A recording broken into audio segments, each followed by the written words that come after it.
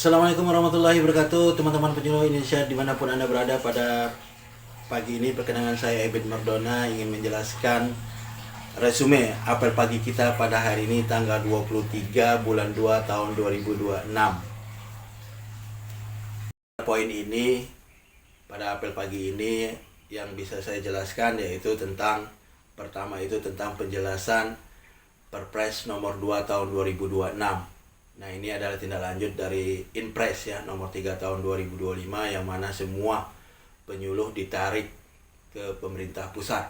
Nah, sedangkan Perpres nomor 2 tahun 2026 ini adalah konkuren penyelenggaraan penyuluh pertanian di Indonesia yang mana itu terdapat kewenangan pusat dan kewenangan daerah. Ada pembagian kewenangan.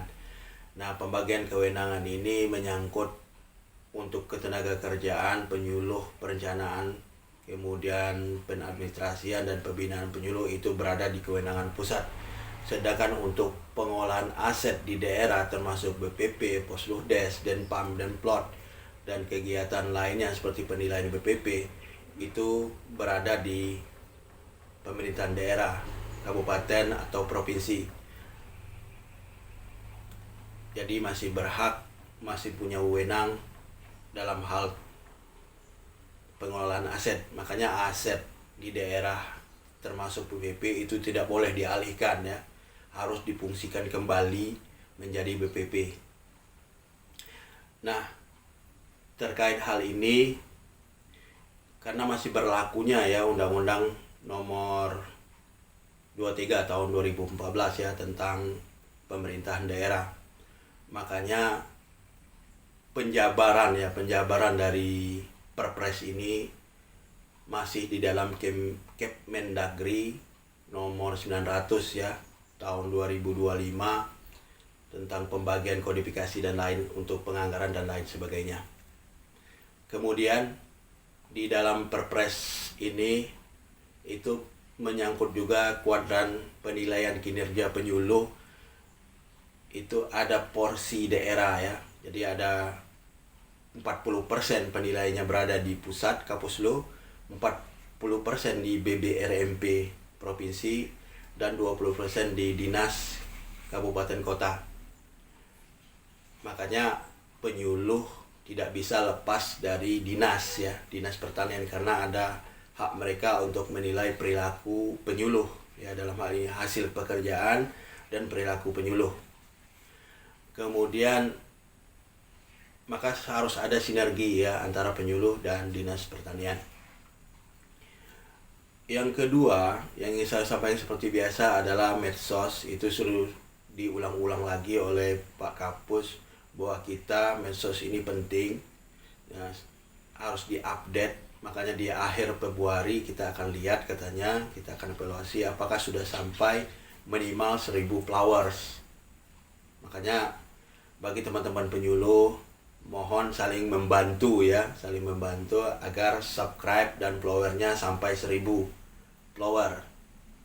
Nah, itu khusus untuk medsos. Semua penyuluh harus punya medsos yang minimal 1000 follower. Nah, yang ketiga yang tidak kalah pentingnya masalah token. Ternyata masih ada penyuluh kita yang belum menerima sampai saat itu sekitar 200 lebih gitu ya. Maka ini harus disegerakan. Memang ada kendala-kendala. Kemarin juga ada server Kemenku down katanya. Dan kami katanya mensegerakan ya agar token ini bisa cair pada tahap kedua ini.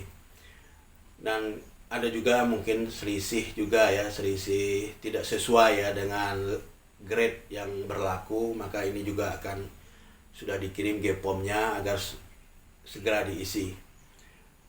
Nah, mengenai pensiun juga itu salah satunya ada proses yang namanya pertek di BKN. Nah, itu yang akan membuat semakin lama, agak lama gitu ya.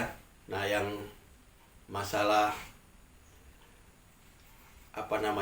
harus ada SKPP. Nah, SKPP ini tidak akan dikeluarkan katanya sebelum semua hak daripada penyuluh itu dicairkan, seperti tukin, uang makan, uang penggajian sebelumnya, maka itu setelah semua sudah dibayarkan, maka keluar SKPP. Makanya SK pensiun belum bisa dikeluarkan kalau SKPP masih ada yang belum bayar atau tunda bayar gitu ya.